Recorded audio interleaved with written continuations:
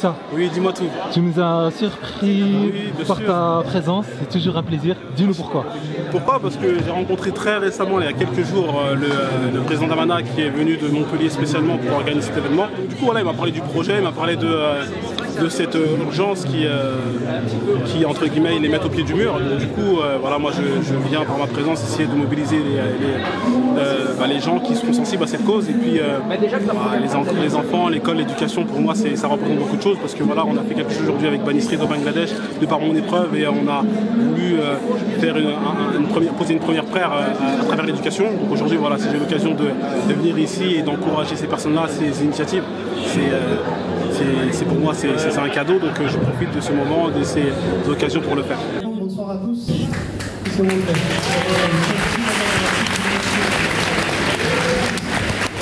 moi, il est important de venir ici ce soir pour donner un petit message d'espoir et un petit encouragement à cette école qui est pour moi extrêmement important. Pourquoi?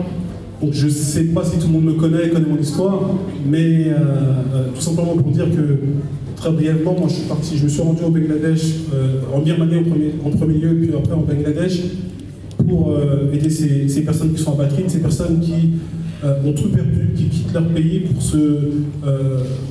trouver refuge dans des pays limitrophes, en l'occurrence le Bangladesh. Et ces personnes-là, aujourd'hui, ils n'ont plus rien, si ce n'est des personnes comme vous et moi qui se mobilisent, qui partent pour leur redonner espoir. Et donc, lors de mon dernier voyage au Bangladesh, j'avais pour mission de faire un projet. Ce projet, c'était une école pour ces enfants Rohingyas qui aujourd'hui vivent dans la rue, dans ces rues en errance. Et par la grâce de Dieu, j'ai pu faire, lors de mon séjour de 7 mois au Bangladesh, faire un projet d'éducation. Et ce que je peux vous dire, c'est que moi, j'ai visité des camps pendant des années et des années. Je suis parti en Syrie, j'ai vu à quel point ces enfants, les enfants qui étaient victimes de guerre, qui ne perdaient plus rien, qui n'avaient plus de chance plus le lendemain, mais qui avaient toujours cette foi, cette envie d'aller à l'école, de vouloir s'instruire, de vouloir avoir un lendemain, d'avoir un avenir. Pareil aussi pour la Birmanie. Moi, je les ai côtoyés pendant 5 mois, ces enfants-là. Aujourd'hui, on a pu faire cette école, on a pu faire un centre au Bangladesh. Ces enfants, aujourd'hui, ils partent à l'école. Et cet avenir qu'on leur donne aujourd'hui, c'est un tout pour eux. Hier, ils n'avaient rien. Aujourd'hui, on peut leur donner cet espoir de pouvoir s'éduquer, cet espoir de pouvoir redonner un sourire à leurs parents.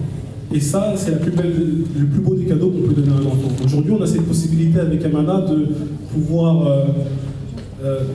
tout simplement donner la possibilité à des enfants d'aller à l'école, de se cultiver dignement. Et moi, en fait, mon discours, il est très simple ce soir, c'est tout simplement de dire qu'aujourd'hui, il y a des enfants dans le monde qui se battent pour aller à l'école.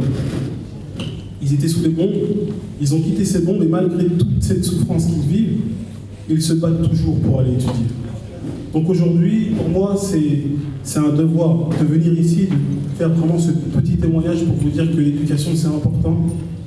Il y a des gens qui n'ont pas la chance d'avoir la chance qu'on a aujourd'hui, d'avoir des moyens, d'avoir cette opportunité de pouvoir de jouir des bienfaits qu'on a ici et de pouvoir aller à l'école.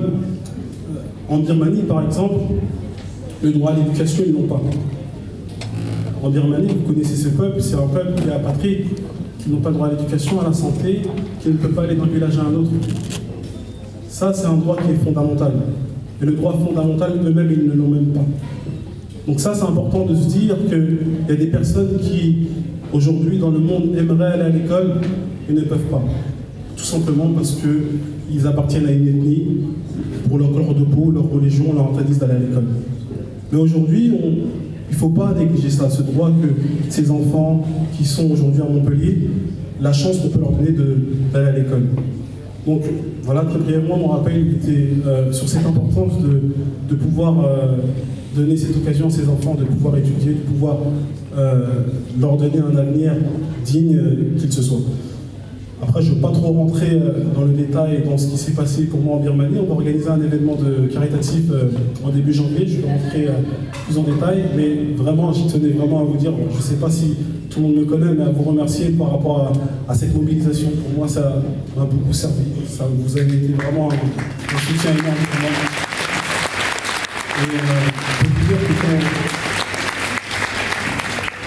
je peux vous dire que quand j'étais en prison, du 8e jour, quand j'apprends qu'il y a 4, au début, parce qu'au final il y a eu 400 000, et quand j'apprends qu'il y a 80 000 personnes qui est derrière moi, qui signent, qui me soutiennent, c'est une force qui est énorme. Et à partir de là, je me suis dit, comme on le dit souvent bien, on est un seul corps. Et là, j'ai compris que derrière cette communauté, on n'était que un, et vous m'avez prouvé. Donc je vous remercie beaucoup.